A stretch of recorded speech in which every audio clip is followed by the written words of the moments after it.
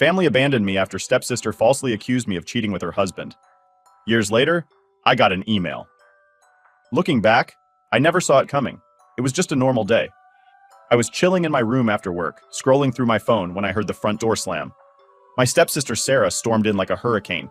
Her face was red, her eyes puffy from crying. Before I could even ask what was wrong, she shouted, "You ruined my life!" I blinked, trying to process what she was saying. "What are you talking about?" I asked, completely confused. She stomped towards me, pointing a trembling finger in my face.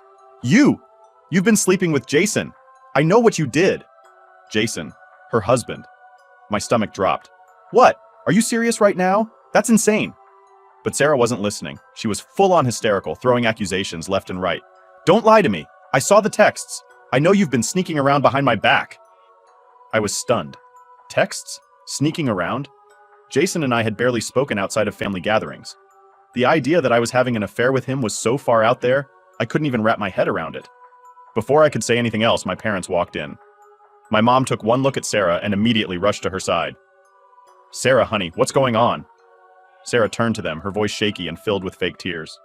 "She's been sleeping with Jason. I caught them," my mom gasped, covering her mouth, while my dad's face turned red. He stared at me with this cold, accusing look. "Is this true?" he asked. "No, of course not," I shot back, feeling a mix of panic and anger. "Sarah's making this up." But it didn't matter what I said. They were already convinced. My mom was shaking her head, muttering, "I can't believe this. I thought you were better than this." "Mom, listen to me," I pleaded. "I didn't do anything. Jason and I, there's nothing going on." Sarah, still playing the victim, clutched my mom's arm. "Don't believe her lies. She's been jealous of me for years. She wanted to ruin my marriage." "Jealous? Are you kidding me?" I couldn't help but laugh, even though nothing about this was funny. "You're the one who's always been jealous, Sarah. You've always tried to make me look bad." But my dad wasn't having it. "Enough," he snapped. "We're not going to stand here and listen to you deny it. Sarah wouldn't make this up." I felt like I was in a nightmare. How could they believe her without even asking for proof? Without even considering my side of the story? "Dad, please," I tried again. "Think about it. Why would I ever do something like that? Jason and I barely even talk." But my words were falling on deaf ears. My mom was crying now, and my dad just shook his head. "You've hurt this family enough," he said. "You need to leave." My heart stopped. "What?" "You heard me," he said firmly. "Pack your things and go." I was speechless. My own parents were kicking me out of the house, believing that I had an affair with my stepsister's husband, without a shred of evidence.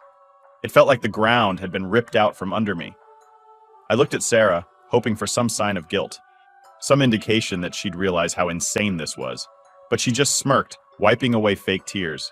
She knew exactly what she was doing. I turned back to my parents, hoping they'd change their minds.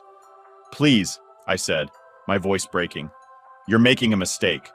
But they weren't budging. My mom wouldn't even look at me, and my dad just repeated, "Get out." I didn't have a choice. I went to my room, grabbed a few things, and left the house in a daze. My mind was spinning, my heart pounding. How did this happen? How did my life get turned upside down in a matter of minutes? As I walked down the street, the weight of what just happened hit me like a ton of bricks. My family, the people who were supposed to love and support me no matter what, had just thrown me out. All because of a lie. I found myself sitting on a bench at the park, staring at my phone, debating whether to call anyone. But who would believe me? My parents didn't. Sarah had everyone wrapped around her finger. I felt completely alone. The night air was cold, but I barely noticed. I was too numb, too lost in my thoughts. My whole life had been ripped apart, and I didn't know what to do next. All I knew was that I couldn't go back. Not until I found a way to prove my innocence. But how do you prove you didn't do something when everyone's already made up their minds? I sat there for hours, trying to make sense of everything. But no matter how much I thought about it, nothing made sense. All I knew was that Sarah had won, for now, and I was left to pick up the pieces of my shattered life. Walking away from my parents' house that night felt like stepping into a void.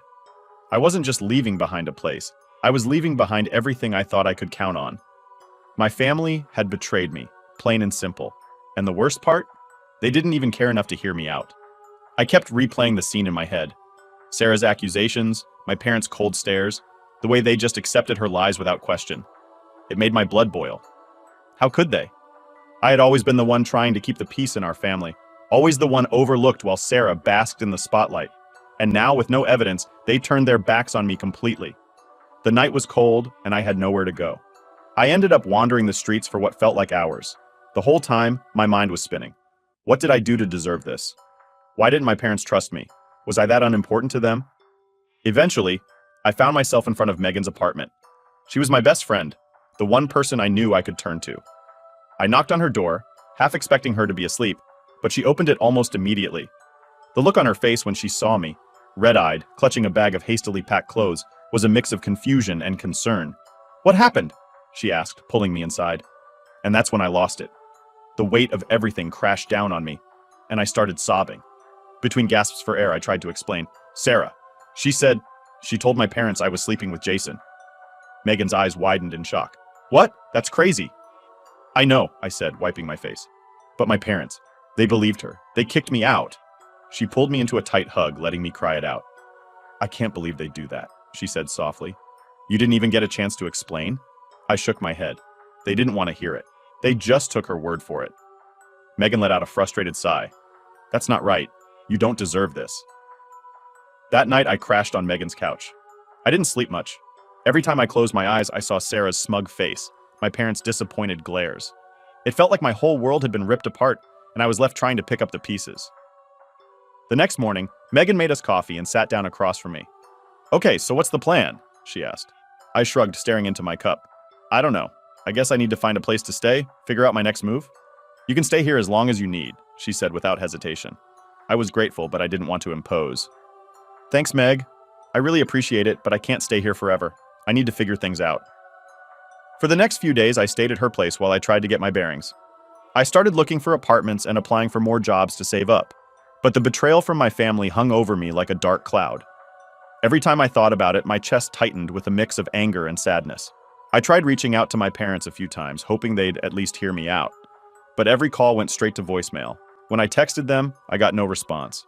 It was like I didn't exist to them anymore, and that hurt more than anything. One day, out of desperation, I went back to the house. I stood on the porch debating whether to knock. When I finally did, my mom opened the door, her face cold and distant. "You shouldn't be here," she said flatly. "Mom, please," I begged. "Can we just talk? I didn't do what Sarah said. You have to believe me." She shook her head. "We've made our decision."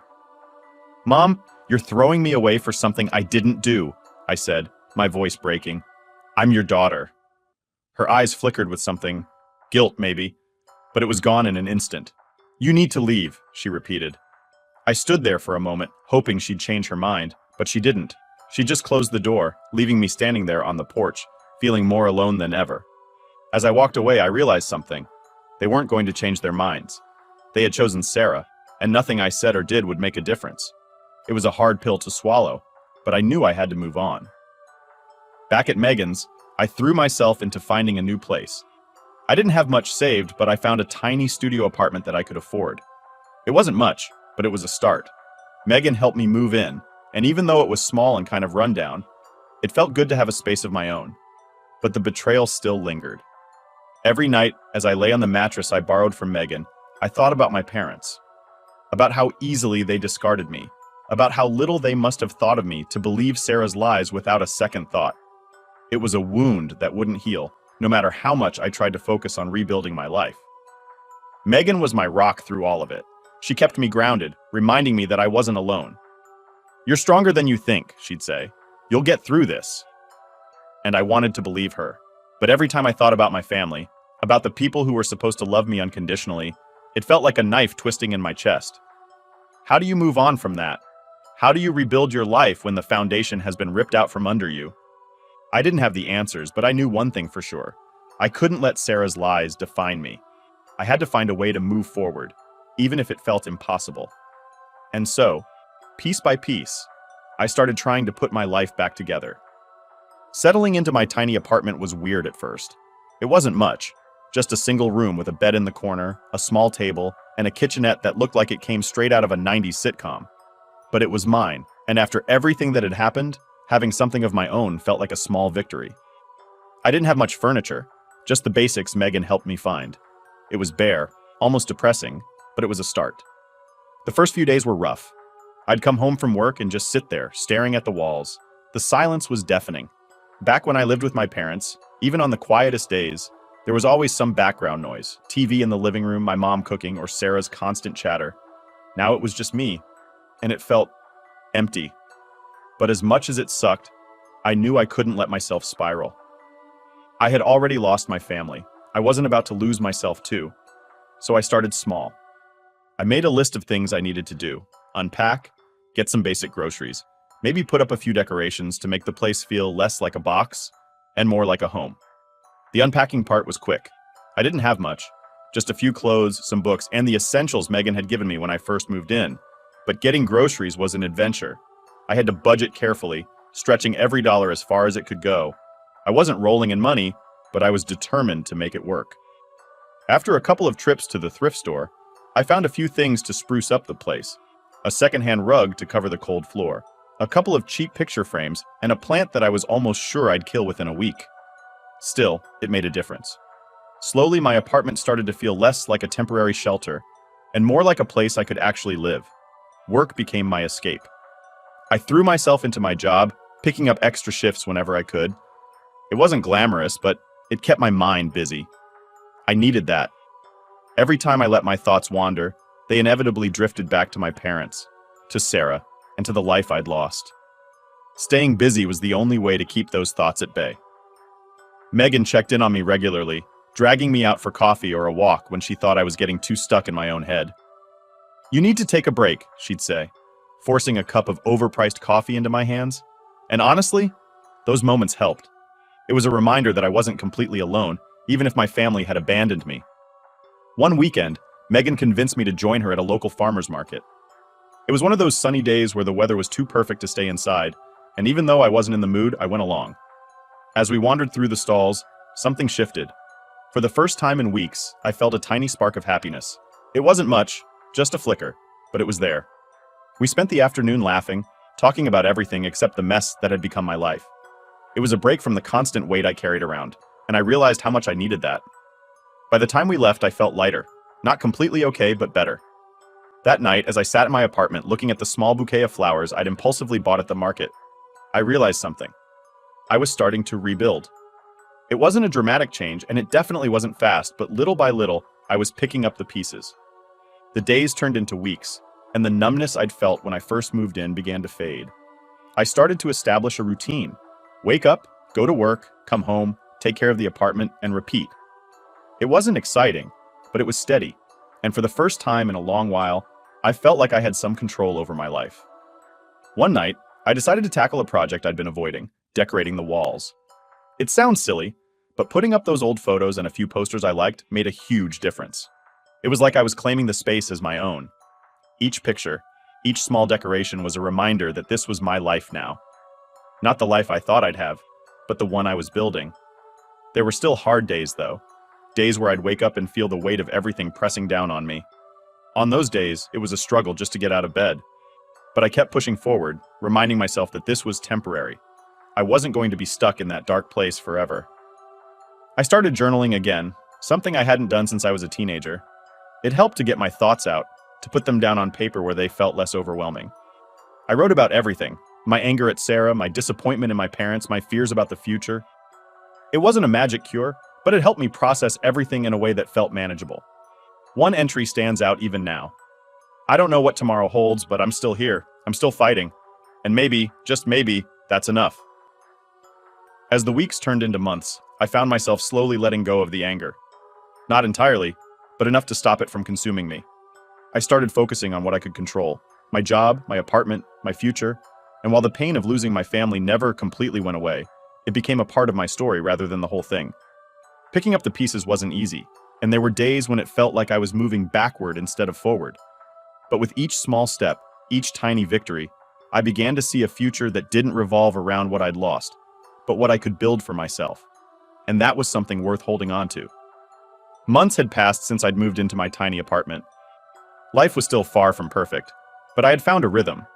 Work kept me busy, and Megan's constant support reminded me I wasn't completely alone. Still, the ache of being cut off by my family never really went away. No matter how much I tried to focus on the future, I couldn't forget the way they tossed me aside, believing Sarah's lies without question. Then, one evening, everything changed. I was sitting on my couch after work, mindlessly scrolling through my phone, when I noticed an email notification. The sender's name didn't ring any bells, but the subject line stopped me cold. "You deserve to know the truth." My heart started pounding. I hesitated for a second, wondering if it was some kind of scam, but something told me to open it. The moment I did, my breath caught in my throat. It was from Jason. Sarah's Jason. Her husband. The one she had accused me of sleeping with. The email started off simple. "Hey, I know this is probably unexpected, but I need to clear the air. I've been holding on to this for too long, and it's time you know the truth." I felt a mix of emotions: confusion, anger, and a weird kind of hope. Why now? Why after all this time? I kept reading, my hands trembling as Jason laid everything out. "Sarah lied," he wrote. "I know she accused you of having an affair with me, but none of it was true. The truth is, Sarah was the one cheating." I blinked, reading that line over and over. Could this really be happening?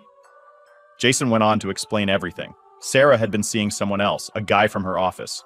When Jason found out, she panicked and came up with a story to cover her tracks. That story? Blaming me for something I didn't do. She figured it would be easier to throw me under the bus than admit her own mistakes. "I should have spoken up sooner," Jason admitted, "but at the time I was too angry and too hurt. I let Sarah's lies take over, and for that, I'm sorry." Attached to the email were screenshots, texts between Sarah and her co-worker, emails they'd exchanged, even photos of them together. It was all there, undeniable proof that she had been lying from the start. I stared at my screen, a whirlwind of emotions crashing over me. Relief, anger, sadness. It was all hitting me at once. After all this time, after all the pain and betrayal, the truth was finally out. Jason ended the email with a simple note. "I hope this helps. I'm sorry for everything you've been through because of us." I didn't know what to feel. Part of me was relieved that the truth was finally out, that I wasn't crazy, that I wasn't the person my family had made me out to be. But another part of me was furious. Furious at Jason for staying silent for so long, furious at Sarah for her lies, and furious at my parents for believing her without a second thought. I sat there for what felt like hours, staring at the email, my mind racing. What was I supposed to do now? Should I confront my parents? Should I reach out to Sarah? The proof was right there in front of me, but I wasn't sure if it would make any difference. Would they even believe me now? I forwarded the email to Megan. Within minutes, my phone buzzed. It was her. "Holy crap," she said the moment I picked up. "Are you okay?" "I don't know," I admitted. "I mean, I'm glad I finally know the truth, but it's a lot." Megan didn't push me to talk more. She just listened as I vented, letting me process everything in my own time. After we hung up, I sat in silence, trying to figure out my next move. I couldn't just sit on this information. My family needed to know the truth, even if it wouldn't magically fix everything. They needed to see the proof, to understand how wrong they had been. But part of me was scared. Scared of facing them. Scared of how they would react. The thought of walking back into their lives after everything they'd done was daunting. But I knew I couldn't keep living under the shadow of Sarah's lies. I needed closure, and the only way to get that was to confront them with the truth. I spent the rest of the night going through the screenshots, preparing myself for the conversation that needed to happen. Every text, every email was a reminder of how easily Sarah had lied, how easily my family had believed her. And now, it was time to finally set the record straight. As I closed my laptop and got ready for bed, I felt a strange mix of emotions. The truth was finally out there, but it wasn't the end of the story. It was just the beginning of a new chapter, one where I would take back control of my narrative. For the first time in months, I felt a glimmer of hope. I didn't know how things would play out, but I knew one thing for sure. I wasn't going to let Sarah's lies define me any longer. The truth was on my side now, and it was time to face it head on. After reading Jason's email, I knew what I had to do. I couldn't sit on this information. My family needed to know the truth, even if it meant opening old wounds. The thought of confronting them was terrifying, but I couldn't keep living under the weight of Sarah's lies. They had to see the proof and understand what they'd done to me. The next morning, I woke up feeling anxious but determined. I spent hours going over the screenshots, rehearsing what I would say, trying to prepare myself for every possible reaction. By afternoon, I decided it was time. I grabbed my phone, took a deep breath, and called my mom. She picked up after a few rings. "Hello?" Her voice was cautious, like she wasn't sure why I was calling. "Mom, it's me," I said, trying to keep my voice steady. "I need to talk to you and Dad. It's important." There was a pause. "What is this about?" she asked, her tone still guarded. "It's about Sarah," I replied. "And what she told you about me and Jason. I have proof that she lied."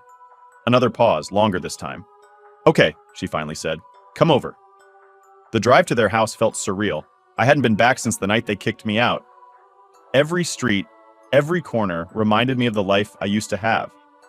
By the time I pulled into the driveway, my heart was pounding. I sat in the car for a moment, trying to calm my nerves. Then I grabbed my phone and the printouts I'd made of Jason's email and the screenshots and headed to the door. My mom opened it before I could knock.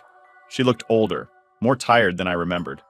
Without a word, she stepped aside to let me in. My dad was sitting in the living room, his expression unreadable. Sarah wasn't there, and I was grateful for that. I wasn't ready to face her yet. I sat down across from them, my hands shaking slightly as I pulled out the papers. "I need you to read this," I said, handing them over. My mom took the papers, and my dad leaned in to read over her shoulder. The room was silent, except for the sound of paper rustling. As they read, I watched their faces closely. My mom's eyes widened and my dad's jaw tightened. They didn't say anything until they finished. "This is from Jason?" my dad finally asked, his voice low. I nodded. "He sent me an email apologizing for everything. Sarah was the one cheating, not me. She lied to cover her tracks, and you believed her without question." My mom's hands trembled as she set the papers down. We didn't know," she whispered. "No," I said, my voice sharper than I intended. "You didn't want to know. It was easier to believe her and blame me than to face the truth." My dad looked away, his face red with what I could only hope was shame. "We thought we were doing the right thing," he muttered. "The right thing?" I repeated, my anger bubbling to the surface. "You threw me out of the house without even listening to my side. You didn't just take Sarah's word. You destroyed my life based on her lies." My mom reached out, her eyes pleading. "We're sorry," she said, her voice cracking. "We didn't know what else to do." I pulled my hand away, shaking my head. "It's too late for that," I said. "Your apology doesn't change what happened. I lost everything because of you.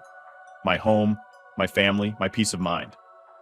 "We want to make it right," my dad said, his voice firm but soft. "We know we made a mistake." I stood up, unable to sit there any longer. "A mistake?" I said, my voice rising. "This wasn't just a mistake.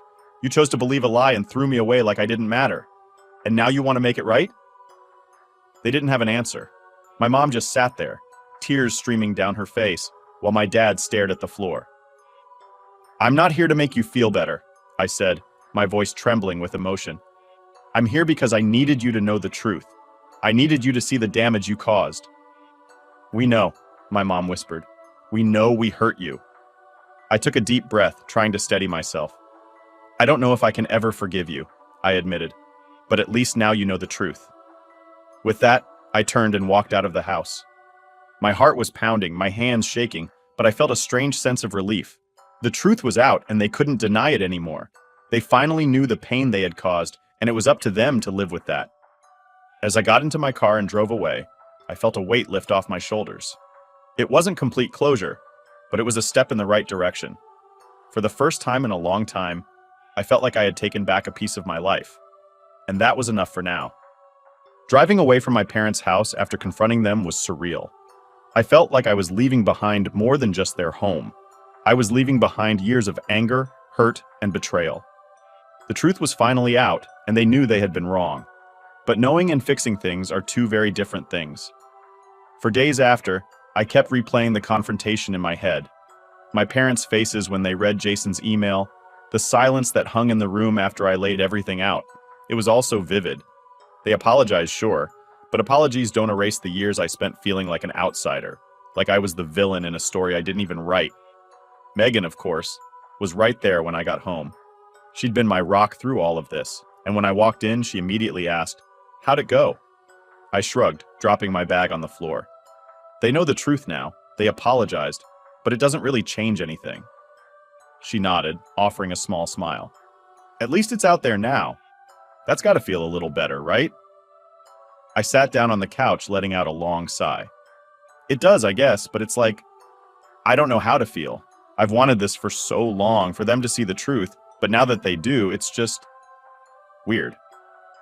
Megan sat beside me, her hand on my shoulder. Closure is messy, she said. It's not this neat little package where everything just feels better all of a sudden. She was right, of course. Closure isn't about tying things up with a neat little bow. It's about finding peace in the middle of the mess. And that's what I was trying to do, find some kind of peace. In the days that followed, my parents tried reaching out. I got texts from my mom almost daily, asking if we could talk more, if I'd come over for dinner, if we could start over. My dad even left a voicemail, something he rarely did. His voice was strained, like he didn't know what to say but felt like he had to say something. "We're really sorry, sweetheart.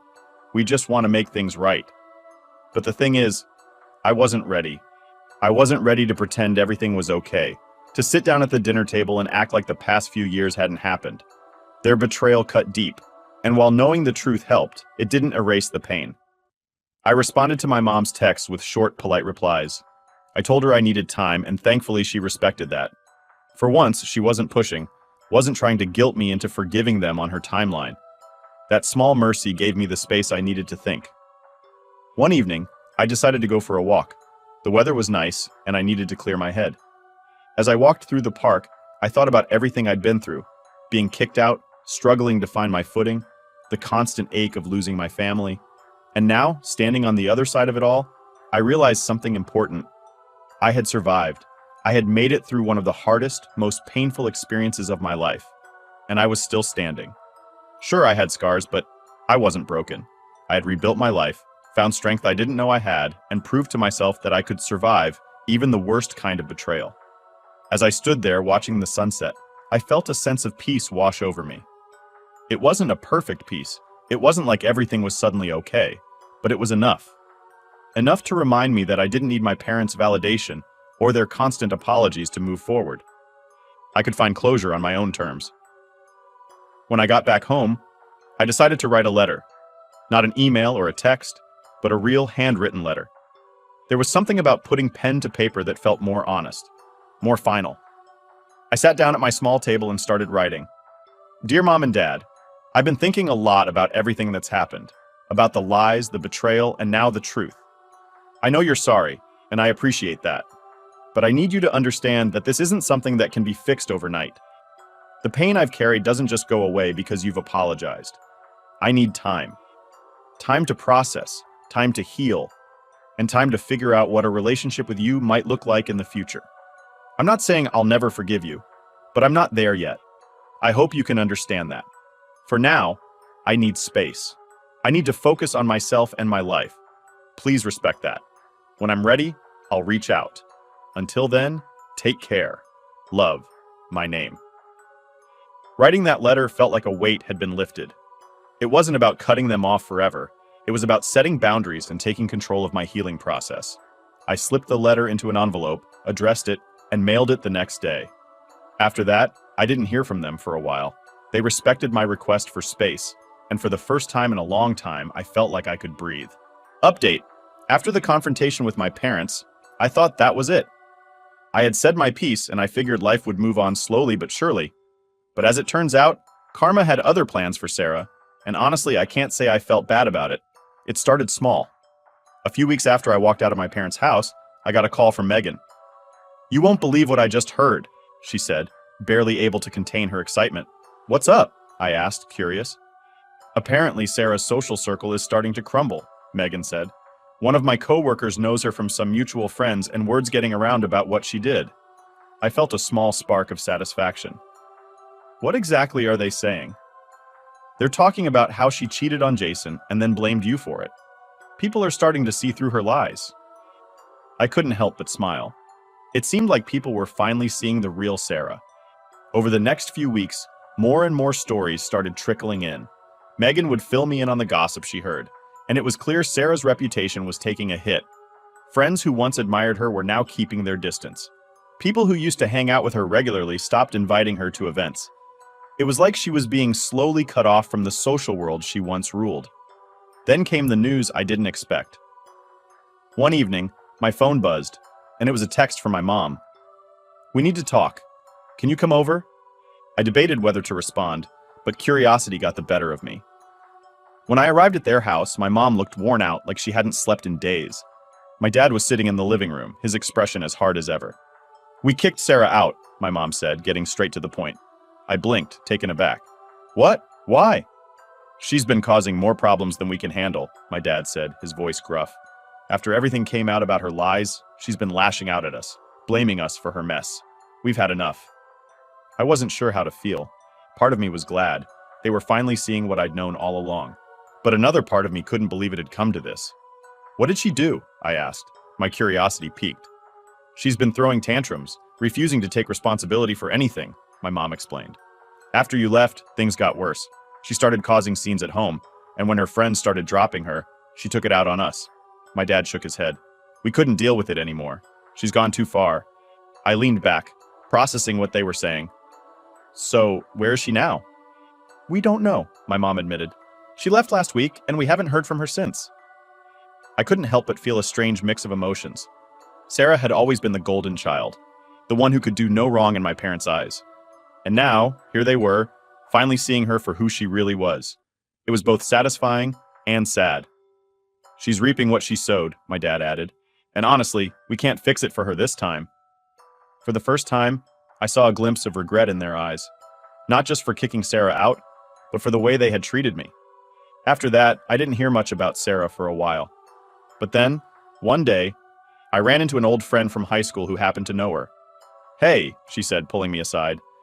"Have you heard about Sarah?" "Not really," I admitted. "What's going on?" "She's pretty much alone now," she said. "Her friends have all ditched her.